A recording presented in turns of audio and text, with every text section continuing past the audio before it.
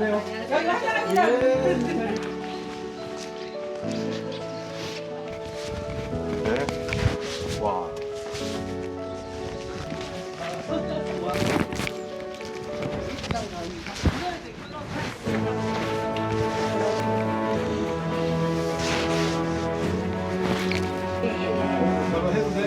네, 시청자 여러분, 여기 천안, 병천, 목천 이 동네입니다.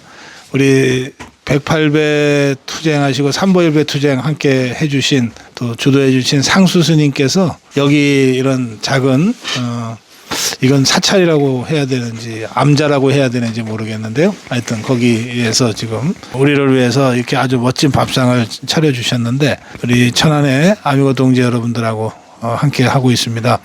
식사 전에 먼저 그냥 궁금한 것들이 좀 많으시다 그래서 제가 질문 받고 답변 드리고 그런 식으로 우선 진행을 좀 하고 밥을 먹겠습니다. 밥 먹는 것보다 우리 자유파의 올바른 방향을 함께 나누고 정립하는 것이 더 중요하기 때문에요. 자, 어느 분이 먼저 발언해 주실래요? 대선 후보 주자들 레이스가 시작이 되지 않았습니까? 네. 박사님이 보시기에 우리 대선 후보 경쟁력을 키우기 위해서 가장 1호 네. 공약, 비전 제시 무엇라고 생각을 하시는지. 이번 선거는 우리가 이길 수 있는 길이 딱 하나 있어요. 4개월간의 탄핵 저지 투쟁에 자발적으로 광장의 거리에 나서셨던 자유파 국민들의 힘을 하나로 결집하면 이길 수 있어요.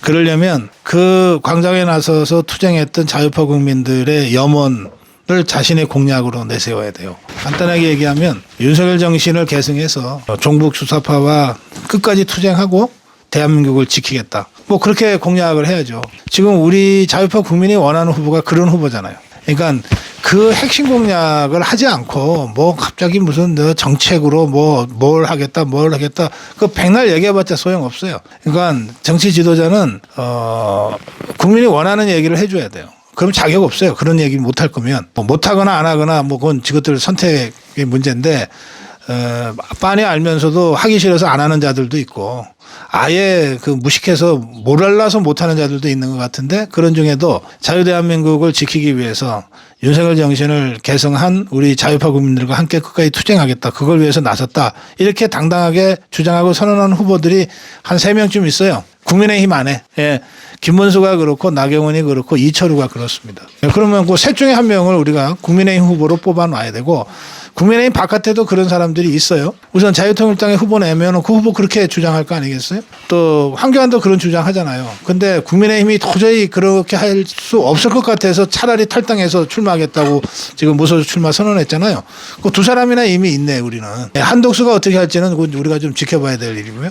그런 대표 공약 종북주사파와 투쟁해서 대한민국 지키겠다. 이게 우리 자유파 후보라면은 누구나 다 가장 중요한 공약으로 내세워야 된다고 생각해요. 자, 또 다른 질문 받을게요. 한덕수 대행의 네. 출마설이 계속 이제 이야기가 되고 있는데 우리 박사님 보실 때 한덕수 대행의 출마가 우리 국민의힘에게 득이 될지 네. 실이 될지 어떻게 판단하시나요? 국민의힘에게 득이 될지 실이 될지는 사실 우리 자유파 국민들 입장에서는 별로 관심 없는 주제예요.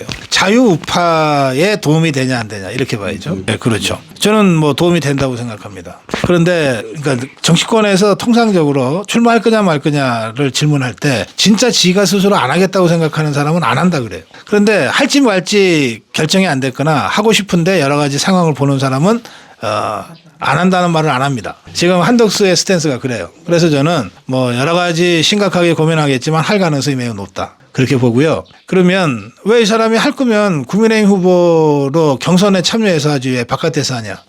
황교안은 국민의힘에 있다가 탈당해서 무소속 출마했는데 아무렇지도 누구도 이상하게 생각 안 하잖아요. 한덕수도 마찬가지입니다. 지금 한덕수가 해야 될 가장 급한 일은 대통령 권한대행으로 트럼프와의 통상 관세 협상을 빨리 어쨌든 방향을 잡는 거예요. 마무리까지는 못할지 몰라도 시간이 좀 부족해서. 그러나 우리나라에서 그 관세 통상 협상을 한덕수만큼 잘할 수 있는 사람은 없어요. 한덕수가 총리가 아니라 대행이 아니라 그냥 은퇴한 야인으로 사는 경우에도 불러서 써야 될 판이야. 지금 우리나라 처지가. 그래서 한덕수 권한대행은 우선 그 문제부터 해결해라. 그리고 사실은 다른 사람들은 다 후보로 뛰는데 한독수는 그러면 일만 하라는 얘기냐. 거기서 성과를 내는 게 가장 확실하게 효과적인 선거 운동입니다. 네, 그래서 저는 한독수에게 오히려 굉장히 큰 기회가 있는 국면이다. 네, 그렇게 생각해요. 네, 지금 이제 여기 앞에서 차에서 내리실 때도 참 이렇게 지친 모습으로 내리시는 거를 제가 보았는데요. 지금 이제 이 국민들, 유권자들하고 직접적인 스킨십을 이렇게 투어로 지금 하고 계시잖아요. 네. 어떤 목적을 가지고 이렇게 네. 지금 움직이고 계시는 건지. 아, 예. 좀 지쳐 보였나요? 네, 1박 2일 일정의 맨 마지막 일정이라 조금 안 지쳤다 그러면 좀 거짓말인 것 같고요.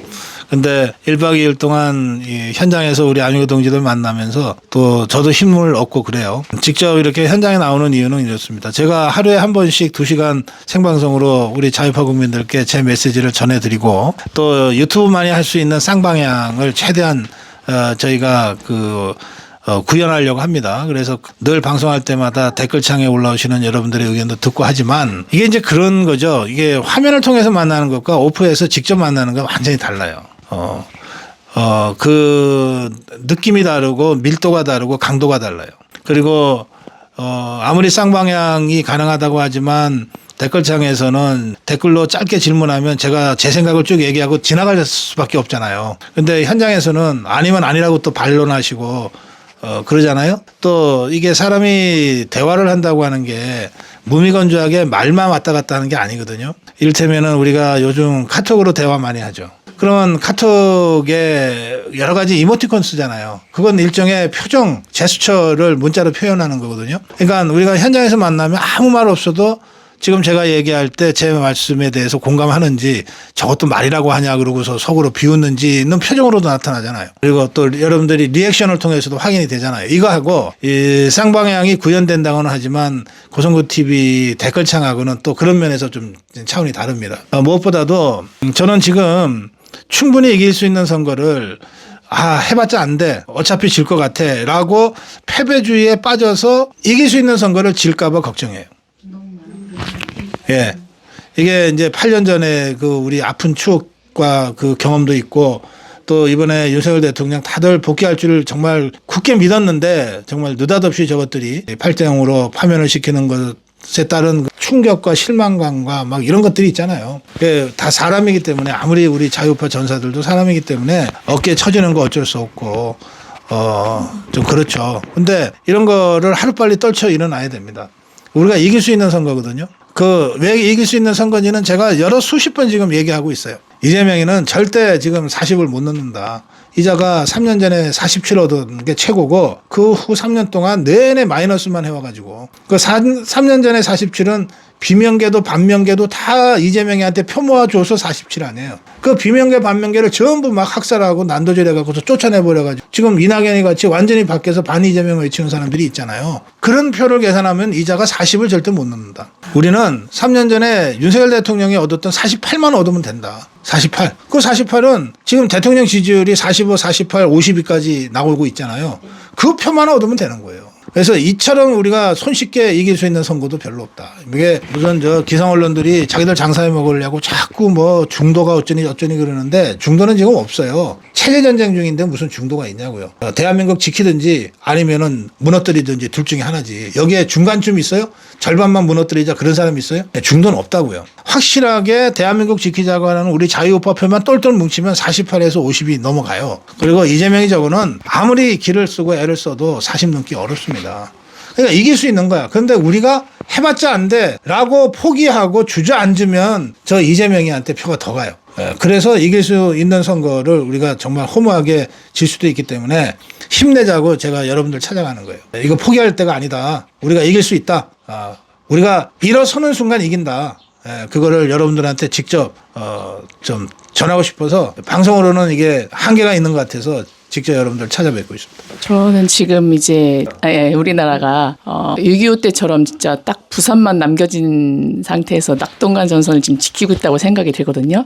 근데 그런 메시지를 이제 옥중에서 김용현 전 국방부 장관께서 내셨잖아요. 그러면 낙동강 전선을 이제 잘 지키고 있으면 인천 상륙작전이 이루어질 좋은 일이 있을 것이다 이렇게 메시지를 내주셨는데 그거에 대해서 좀 어떻게 저희가 희망의 회로를 또 돌려야 되는 건지 어떻게 받아들여야 될지.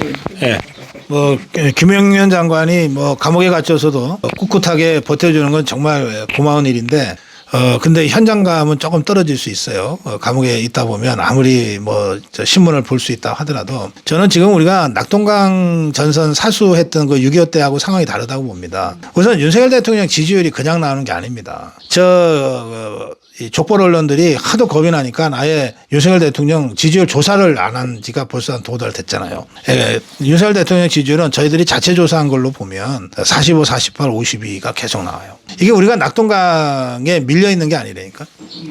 영남권은 우리가 확실하게 우리가 이미 확보했고 그리고 수도권 곳곳에서도 우리가 이기고 있는 곳이 많아요. 적어도 윤석열 대통령이 이재명이를 압도한 지역들이 수도권, 중부권 할 것 없이 많다고요. 그리고 호남에서도 윤석열 대통령 지지율이 30% 이상 나온 조사들이 있어요. 저희들이 자체 조사한 것에서도. 그래서 전국적으로 우세합니다. 그러니까 이재명이 저것이 대선에서 이기려면 이 윤석열의 기세를 꺾어놔야만 되는 거예요. 윤석열의 기세를 꺾어놓으면 나머지는 다 지가 쉽게 해치울 수 있다라고 생각하는 거예요.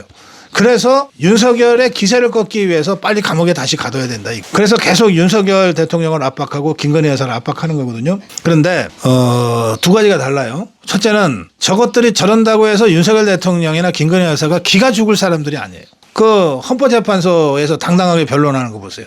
내일 뭐 형사재판 법정에 나가는 걸 피고인석에 앉아 있는 거를 사진 촬영을 허용했다. 그게 어때서? 그러면 피고인석에 앉아있다고 윤석열 대통령이 고개도 못 두고 이러고 사진 찍을 것 같습니까? 전혀 아니에요. 윤석열 대통령은 그런 의미에서 기존의 정치인과 다릅니다.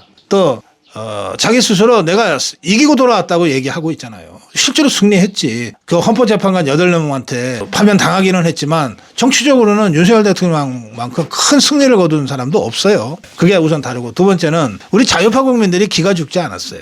특히 우리 2030 세대들이. 보세요. 상식적으로 일반적으로 보면 대통령 탄핵당하면 탄핵당하기 전까지는 뭐 막 목숨 걸고 싸우다가도 탄핵당하면 아이고 이제 끝났구나. 그리고 다 집에 돌아가거든. 실제로 우리 기성세대들 자유우파 중에 기성세대들은 그렇게 한 사람들이 많아요. 그런데 2030 세대들 어떻게 했어요? 그 다음 날부터 더 많이 나와서 더 크게 소리치잖아요. 이게 청년의 힘이에요. 그렇게 청년들이 앞장서서 유행하는 의견을 다시 거리에서 외치니까 이제 우리들이 그 청년들한테 이끌려 나가잖아. 그 지금은 연예계 집회에 가서 우리가 나가잖아요. 그러면 청년들이 그렇게 반가워해. 아이고 아저씨 나오셨어요. 그러고 이게 윤석열 대통령이 만들어낸 변화거든.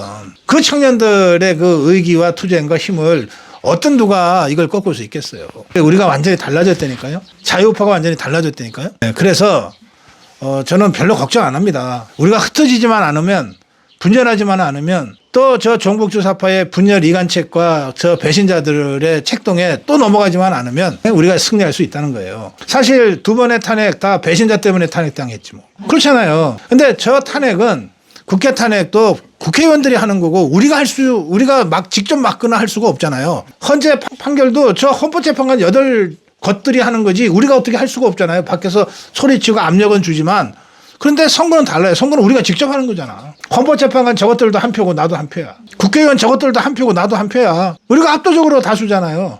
그러니까 우리가 제대로 뭉쳐서 제대로 싸우면 대선 충분히 이길 수 있다는 거예요. 그래서 제가 그냥 희망 고문하는 거 아닙니다. 모든 정세가 자유파의 승리로 지금 이렇게 조성되고 있다는 겁니다. 이걸 구슬이 다 있는데 이거 잘 꿰기만 하면 돼.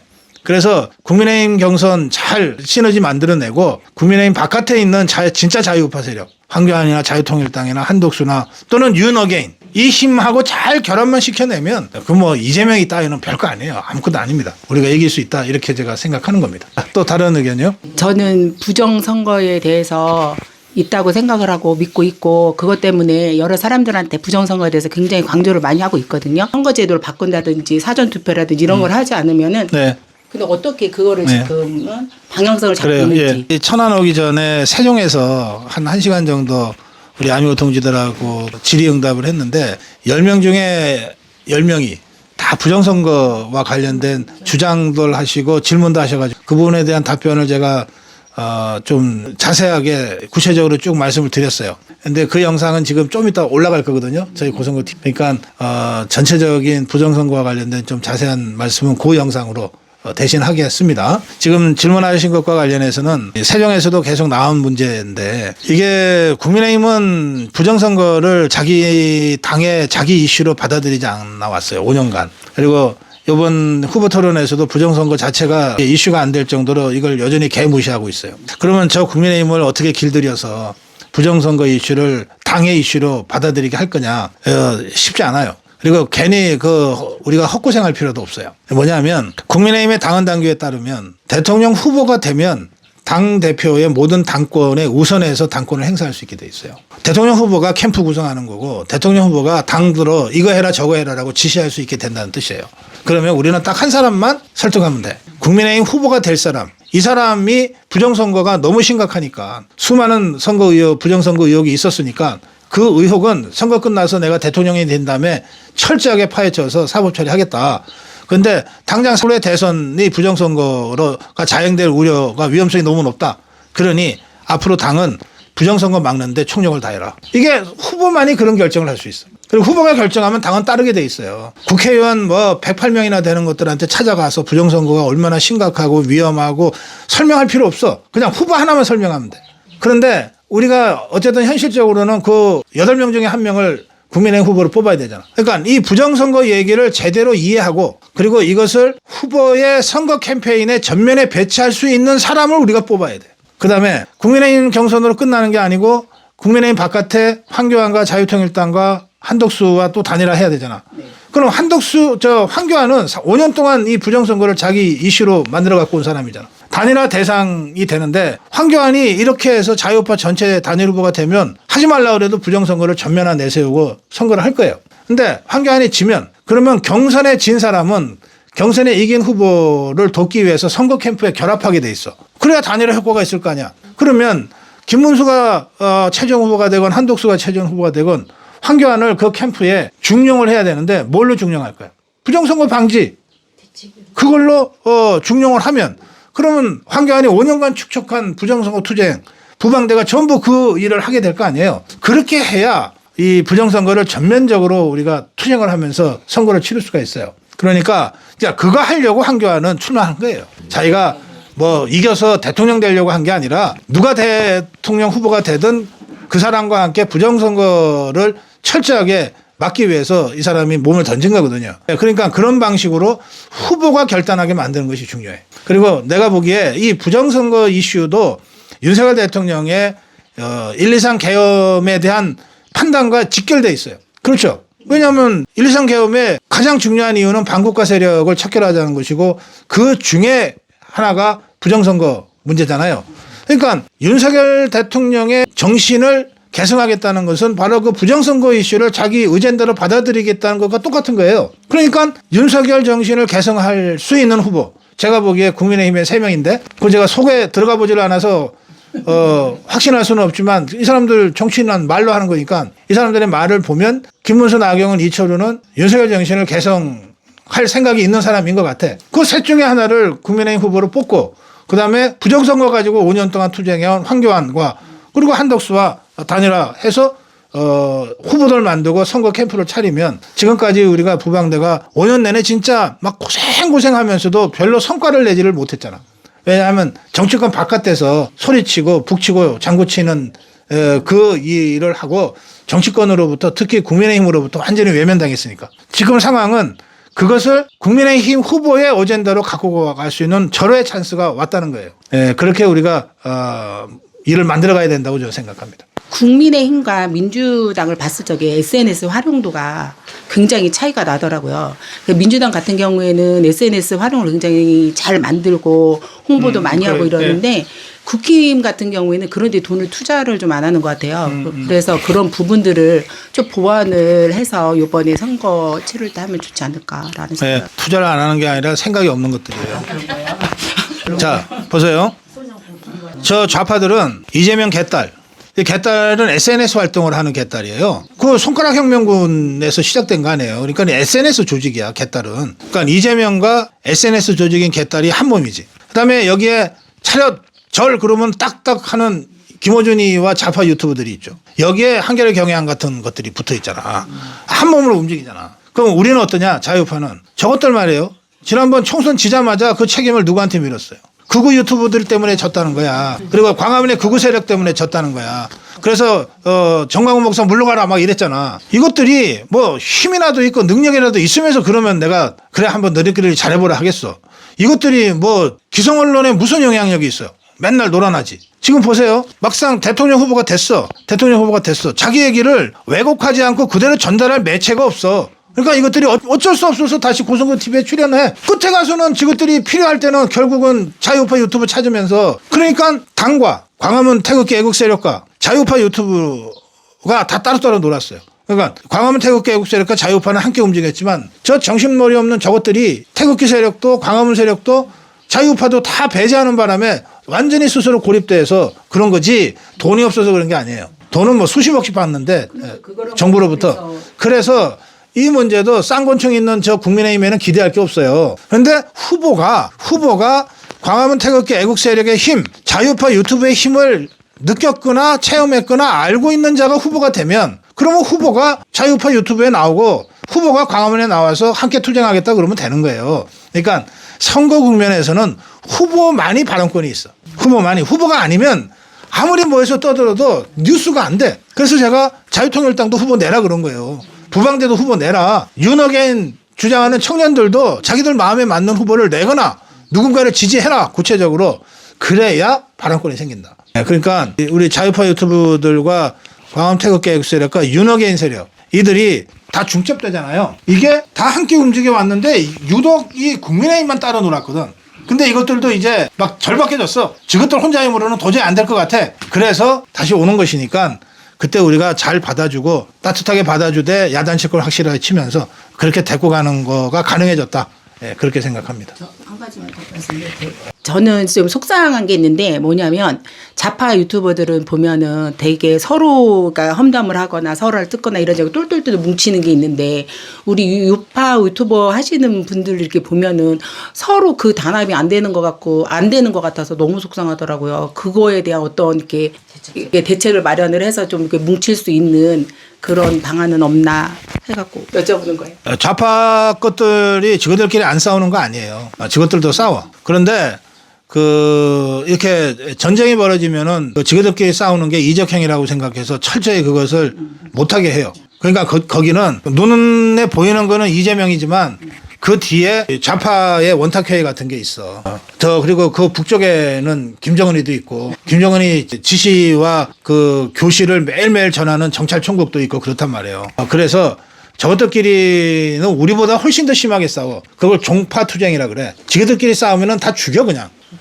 김일성이가 정권 잡는 과정을 보면 우선 연안파 중국에서 활동했던 거 싹 잡아 죽이고 제일 먼저 잡아 죽인 건 남노동파야. 박헌영 일당 싹 잡아 죽이고 연안파 잡아 죽이고 소련파 잡아 죽이고 이렇게 해서 다 진짜 사형을 시킨다니까? 간첩죄 씌워가지고. 저것들의 종파투쟁은 진짜 죽고 살기 싸움이기 때문에 훨씬 더 심각한데, 근데 일단 우리 자유파하고 전쟁이다 그럴 때는 이 싸움을 딱 중단한다고. 그리고 이 전체를 통과하는 그 지도부에 의해서 이게 통제가 돼. 그러니까 이게 뒤에 이게 뭐가 있을 때나 가능한 거예요. 우리는 이 뒤에 뭐가 없어. 뒤에 뭐가 없다고. 근데 그게 속상한 게 아니라 그게 자유파의 본질이야. 자유파는 어디 조직돼서 몰려다니는 게 아니고 한 사람 한 사람이 다 여러 가지 고민과 실존적 결단을 내려서 행동하는 사람들이거든. 그래서 무질서한 것처럼 보이지만 집단 지성의 발현이 유일하게 가능한 게 자유우파야. 자, 광화문에 모였다. 윤어게인 집회 나갔다. 여러분들 누구 동원돼서 나가요? 아니요. 돈 받고 나가요? 그냥 골똘히 생각하다가 나라도 나가야지. 그래서 나가시는 거 아니야? 응? 그게 우리 자유파야. 한 사람 한 사람의 자율적 선택과 행동이야. 그래서 강력한 거예요. 그래서 이런 상태에서는 겉으로는 좀 무질서해 보이지만 혼란스러워 보이지만 그리고 사람 사는 사회인데 아무리 자유파라고 하는 큰 뜻은 함께 하더라도 서로 생각이 다르면은 서로 논쟁도 하고 싸움도 하고 뭐 그러다 보면은 유튜브 통해서 공개적으로 막 비방도 하고 그럴 수 있지. 저 비방 많이 받았어요. 근데 그 사람들하고 댓글에서 싸웁니까? 내가 대응 안 하면 싸움은 없는 거야. 그냥 내가 욕 먹고 지나가면 돼. 이거를 뭔가 좌파들처럼 좀 일사불란하게 좀 하면 어떠냐라고 자꾸 요청하시는데 이건 자유파의 본질에 맞지 않아. 우리 자유파는 그런 걸 기대하면 안 돼. 그냥 각자가 알아서 움직여야 돼. 각자 도생이야, 각자 도생. 아니 그건 각자도 생각이 달라. 마음에 달라도 생각이 좀 달라도 우리가 세운 그 초심대로 대한민국 구하기 위해서 난 지금 어떻게 움직여야 돼. 이를테면 광화문에 갈까 또는 저 윤호개인 집회에 갈까 또는 세이브 코리아에 갈까 이걸 누가 강제할 수 있냐고. 각자 알아서 해야지. 좌파들은 어디 가라 다 지시받고 가거든. 어디 가면 얼마 준다 이러고. 우리는 그걸 누구도 강제할 권한이 없어. 그냥 각자 알아서 가는 거야. 그런데 각자 알아서 선택한 결과가 광화문에 100만, 200만으로 나타나고 부산역, 동대구역, 광주에서의 그 엄청난 인파로 나타나는 거거든. 그런데 생각을 해보세요. 이게 우리 자유파가 몇 명쯤 될 것 같아요? 대한민국에? 자, 이제 계산하기 쉽게 5천만 명이라고 치고. 그러니까 반은 되겠지. 반은 되겠지. 그런데 이제 토요일 날 집회를 한다. 그럼 광화문 뭐 주최 측 주장을 다 인정을 해주면 광화문에 300만 모였어. 저 세이브가 뭐 저 동대구역에서 했는데 한 100만 모였다고 쳐. 그리고 윤핵엔 뭐 하는데 그건 뭐 다 합쳐갖고서 한 100만 모였다고 쳐. 그래봤자 500만이네. 그럼 2천만은 어디 간 거야 도대체? 마이너스라고 계산하지 말라니까. 이걸 자꾸 광화문에 모여야 되는데 저기 동대구에 가면 광화문에 새가 줄지 않느냐. 실제로 안 그랬단 말이에요. 우리는 광화문만 있으면 300만 명이 광장에 나오는데 광화문과 동대구역과 뭐 헌재 앞에서 하니까 300만 명이 500만 명이 되고 600만 명이 되더라. 이 2,500만의 자유파 국민들이 어떻게 행동으로 나설 것이냐라고 하는 관점에서 고민을 해야지. 그렇지 않아요? 그럼 마이너스 할 이유가 전혀 없잖아. 서로 비방할 이유가 도대체 뭐가 있냐고. 서로 지켜줘야지. 야, 너네 참 잘하더라. 우리도 더 잘할게. 그러면 싸울 일이 없잖아요. 근데 이것도 각자가 깨달아서 집단지성을 통해서 이게 해결이 돼야지. 내가 불러다가 야, 너네 싸우지 마. 뭐 계산해보니까 이렇던데 왜 그렇다고 그런 걸로 싸워. 이게 안 되는 거야. 그렇게 하면 안 되는 거야. 그건 자유파 방식이 아니에요. 그래서 저한테도 자꾸 그걸 나서달라고 그래. 내가 무슨 주제, 무슨 권리로, 무슨 자격으로 그걸 나섭니까? 그냥 저는 고성고 TV가 할 수 있는 모든 걸 다 해서 최선을 다할 뿐이야. 그렇잖아요. 다른 자유파 유튜브도 다른 자유파 지도자들도 다 그렇게 하는 거예요. 그렇게 한 결과가 지금의 윤핵관으로 나타나는 거고 우리가 흩어지지만 않으면 이길 수 있다고 하는 이 여론의 반전으로 나타나고 있는 겁니다. 지금 이제 어제 그 정광훈 목사님이 저 국민의힘 저것들 꼴보기 싫어가지고 내가 출마를 하겠다 그렇게 말씀을 하셔서 지금 걱정이에요 저는. 저는 자유통일당이 후보를 내는 게 필요하다고 말씀을 여러 차례 논평을 했어요. 그건 왜냐하면 조금 전에 말씀드린 대로 선거 때는 후보가 없으면 발언권이 없어. 그리고 자유통일당은 지난번에 보세요. 구로구청장 보궐선거 있었죠. 국민의힘은 자신이 없어서 그랬는지 뭐 지것들이 귀책 사유 때문에 그러면서 후보를 안 내버렸어. 그러니까 구로구청장 선거는 국민의힘한테는 의미가 없는 거야. 없는 선거야. 근데 거기에 자유통일당 후보 이강산이 나가서 32% 득표했어. 구로구에서 32%를 자유통일당이 했다고. 그러면 유권자들이 바보라서 이강산을 국민의힘 후보라고 생각하고 착각해서 찍어줬겠어요? 그게 아니잖아. 그러니까 자유통일당은 구로에서 32%를 받을 정도의 막강한 득표력을 보여준 거예요. 국민의힘한테는 아무 의미가 없을지 모르지만. 그러니까 이런 득표력과 후보를 냈을 때 생기는 발언권을 이용해서 국민의힘이 좀 제정신 차리고 올바른 정치 노선으로 가기를 바라는 마음에서 저는 자유통일당 후보를 출마시켜라 이렇게 제가 주장을 한 거고 정광훈 목사님도 그런 취지에서 나라도 출마하겠다고 지금 출마 의지를 밝힌 거예요. 내가 출마하겠다가 아니라 나라도 출마하겠다. 그러면 저는 다른 좋은 후보를 물색하고 지금 경선 중이니까 다른 좋은 후보를 물색해서 출마시키겠지만 정 안 되면 나라도 출마해서 저 국민의힘 버르장머리를 고쳐놓겠다. 정신 차리게 만들어서 자유파 대단결에 국민의힘이 참여하도록 이끌어내겠다. 이런 취지예요. 그래서 저는 어제 정광훈 목사님의 그 광화문 발언은 아주 시의적절하고 잘된 발언이다. 그렇게 생각하고 또 정광훈 목사가 직접 출마한다. 그거 왜 안 돼? 이재명에도 출마하는데? 아니 유승민이나 뭐 이준석이나 이런 것들도 출마하는데 왜 정광훈은 출마하면 안 되냐고. 그렇잖아요. 직접 출마해도 되고 여러 가지 종합적으로 고려해서 출마한다고 광화문 집회를 안 할 수는 없으니 내가 광화문은 계속 대국본 의장으로서 할 테니 더 국민적으로 소구력이 있는 다른 좋은 후보를 우리가 찾았다. 이러고 다른 사람을 출마시켜도 상관없다는 거예요. 그렇게 출마를 시켜야 전국에 3,600여 개의 자유마을이 자기 선거고 자기 일이잖아. 자기 일처럼 뛴다니까. 후보를 안 냈어. 그리고 국민의힘을 도와주래. 누가 신이 나서 국민의힘을 위해서 부정선거랑 싸우고 하겠냐고. 그렇잖아요. 전국에 3,600개의 자유마을이 이번 대선 과정에서 정말 자기네 일처럼 펄펄 뛰게 하기 위해서라도 자유통일당의 후보를 내야 돼요. 정 낼 사람이 없으면 정광훈 목사라도 난 직접 출마해야 된다고 생각해요. 이게 왜 자유파의 분열입니까? 그러면 한덕수 출마도 분열이네. 황교안이 출마도 분열이네. 그렇게 따지면. 그거 아니에요. 더 큰 하나가 되기 위해서 그리고 아직도 정신 못 차리고 있는 국민의힘을 자유파의 제대로 된 중심을 잡게끔 견인하기 위해서 이런 후보 전술을 구사하는 것이다. 그렇게 생각합니다. 너무 잘하고 있습니다. 진짜 너무 잘 온 것 같아요. 정말 아침마다 매일 눈 뜨면 8시부터 TV 시청하거든요. 근데 지금 직접 이렇게 말씀 들어보니까 왜 후보를 다 나오나 그런 생각도 가졌는데 지금 직접 들어보니까 이해가 가네요. 그럼 이제 밥 먹어도 돼요? 네, 그러세요. 예, 상수 스님. 거의 여기 천안에서 오신 분들이죠. 천안이죠. 지금 텔레비 보면은 서울에 저희가 뭐 강남하고 교대하고 부산, 대구, 대전 다 부정선거 행진하잖아요. 천안에도 우리 터미널에서 저기 하늘공원까지라도 해문 어떨까요? 천안 좀 깨어나야 돼요. 맞아요. 12개 대학이 있는데 애들이 시국선언을 안 했거든요. 아이고. 좀 장래홍 천안님 어떻게 생각하세요? 그렇게 생각해요.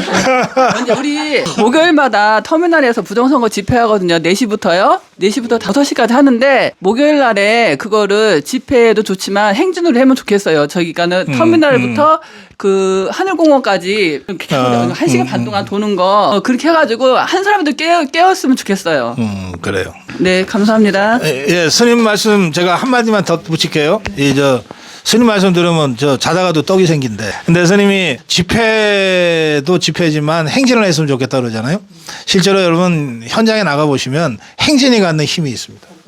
네, 행진이 갖는 힘이 있습니다. 그래서 저도 행진이라고 하는 것을 적극적으로 권하고 싶고 행진이 갖는 그 역동성을 2030 세대 청년들이 제일 먼저 그거를 발현했거든요. 그러니까 2030 윤호계인은 행진부터 시작한 거야. 집회는 그 행진 끝에 나오는 마지막 그 피날레 같은 행사예요. 그러니까 행진이 메인이거든. 그런 2030이 우리한테 몸으로 보여준 그런 새로운 그 행진 집회 문화. 좌파 저것들하고 좀 차원이 다른 그런 행진 쪽으로 우리 천안 아미고 동지들과 천안의 자유파 시민들이 스님 앞세워서 시작하시면 참 좋겠다 싶습니다. 네, 말씀 고맙습니다. 선생님께서 제가 무연 설명 하나 드릴게요. 네. 네. 자, 이건 이제 이 부정선거 관련해서 행진 말씀 스님 주셨는데요. 제가 오늘 오전에 병천에서 조그맣게 모임을 하나 했거든요. 그래서 이제 병천 쪽에 계시는 분들도 이 부정선거 때문에 이제는 집회를 조그맣게 갖는 거를 말씀을 주셔가지고 거기서 미팅을 했어요. 그래서 병천, 그 다음에 터미널은 이제는 매주 하고 있는 것도 알고 있었고, 그래서 병천, 터미널, 천안역, 그 다음에 성안, 이렇게 동시다발적으로 같은 시간에 여러 장소에서 우리가 이제는 이 집회를 하는 거, 그 다음에 이제 우리가 지금 이제 6월 3일 대선 앞에 요거를 4월 말 안쪽에는 요거를 한번 하는 게 지역에서 경각심이나 그 다음에 이제는 부정선거 또 사전투표 이런 거에 대해서 어떤 대책 마련을 하는데도 좀 낫지 않을까 하는 의견을 주고받고 했거든요. 그래서 이 부분에 대해서는 제가 이제는 내일 선관위 컨펌이랑 받아가지고 한번 진행을 해보자라고 이제 이야기를 하고 왔습니다. 그러면은 이 부분을 행진 쪽으로 해서도 연계를 할 수 있는 부분이 있는지 방법을 찾아서 공유를 해드리겠습니다. 잠깐만 줘보세요. 터미널에서 이렇게 부정선거 했는데 요즘에 대학생 애들이 지나가다가 손 들고 그렇지. 고맙다고 인사드리고 하고 커피 사주고 막 그래요. 대학생 애들이. 천안에서의 집회와 행진은 이제 여러분들께서 의논하시는데 제가 지금 말씀 서로 나누시는 걸 보면서 문득 든 생각이 있어요. 다 잘 아시는 얘기인데 여러분들도 여기가 유관순 열사가 3.1운동을 했던 바로 그곳이잖아요. 근데 그 3.1운동 과정을 보면 3월 1일 날 파우더공원에 나가요. 유관순 열사가. 그래서 거기서 독립선언문하고 태극기하고를 받아요. 그리고 매일 나가. 그러니까 저 일제가 학교를 다 휴교를 시켜버려요. 근데 당시에는 여기 천안에서 서울로 유학 갔잖아요. 그러니까 기숙사에 생활했는데 학교를 문 닫아 보니까 기숙사도 문 닫잖아요. 그래서 할 수 없이 내려와. 3월 10일인가 11일인가 내려올 때 독립선언문하고 태극기를 들고 가슴에 품고 내려와요. 그래가지고 내려와서 유관순 열사가 아버지, 작은아버지, 또 조병옥 박사의 아버지, 이게 다 동네 어르신들이니까 이런 분들을 모시고 서울에서 이런 일이 있었습니다. 그래서 독립선언문은 요거고요. 그리고 우리가 이 태극기를 흔들고 만세 운동을 했습니다. 이렇게 이제 다 설명을 해드려요. 당시에는 우리 SNS가 없어가지고 한 며칠 걸렸어요. 그래서 이제 비로소 그 지역에 아주 영향력 있는 두 분이 유관순 열사의 아버지 그리고 조병옥 박사의 아버지 두 분이 그럼 우리도 하자 해서 결의가 돼요. 그래가지고 거기 모인 분들이 다 이제 유관순 열사 집안 사람, 조병옥 박사 아버지의 집안 사람이죠. 주축이 돼갖고서 등사를 해. 필사를 해, 필사를. 그래서 독립선언을 뺏겨서 필사하고 태극기도 막 이렇게 그려서 만들어. 그래서 날짜를 언제로 하기로 했냐? 그때가 1.6장 때니까 1.5장 때인가 그러니까 1일 날 장이 제일 많이 모인다 그래서 4월 1일로 이렇게 한 거예요. 그래가지고 그걸 두 사람 이름으로 우리가 4월 1일 날 이렇게 모여서 하려고 그러니 다들 모여서 같이 합시다. 라고 이제 사발통문이라고 하는 걸 돌려. 근데 이분들이 당시에 좀 개몽된 선각자들이고 학교도 운영하고 이래가지고 영향력이 굉장히 컸어요. 그래서 다른 사람이 몰라도 이분들이 한다 그러니까 나도 나가야지. 그래갖고 인근에 모여든 사람들이 3,000명이야. 지금도 우리 병천 상거리 만세 시위 했던 거 보면은 골목이 좁잖아요. 근데 거기에 3,000명이 모여. 근데 당시에 병천 상거리의 헌병 주재소에 일제 헌병이 5명밖에 없었어. 그러니까 이 5명이 3,000명의 시위대가 만세를 부르면서 오니까 이것들이 겁이 나가지고 총 쏘기 시작한 거예요. 그래서 만세 시위 현장에서 유관순 열사의 아버지가 총을 맞고 즉사하시고 그 남편이 일제 헌병에 총 맞고 죽는 걸 보고 그 아내, 그러니까 유관순 열사의 어머니가 항의하다가 이번에는 칼에 찔려서 죽어요. 그래서 두 분이 현장에서 즉사하고 10여 명이 죽고 그리고 그 시위 현장을 함께 했던 유관순 열사 그 당시에 16살인가? 끝까지 이제 헌병들한테 항의하다가 현장에서 잡혀요. 그래가지고 이제 감옥에 갇히거든요. 그러니까 우리가 이 3.1운동의 만세 시위가 1년 넘게 진행되는데 그 중에 가장 유명한 그리고 상징성 큰 게 이 병천 아운의 만세 시위 운동인데 그 병천 아운의 만세 시위 운동의 출발은 유관순 열사가 학교에서 갖고 온 독립선언문과 태극기인 거야. 그 작은 사랑방에서의 논의가 3.1운동의 거대한 만세 시위의 어떤 정점을 찍는 그런 천안 4.1 만세 운동으로 이렇게 되거든요. 그래서 제가 오늘 상수 스님하고 우리 아미고 동지들하고 이런저런 의논들을 하시는 걸 보고 3.1운동이 별거냐 이렇게 하면 3.1운동이지. 그런 생각이 들었습니다. 계속 관심 갖고 함께 하겠습니다. 고맙습니다.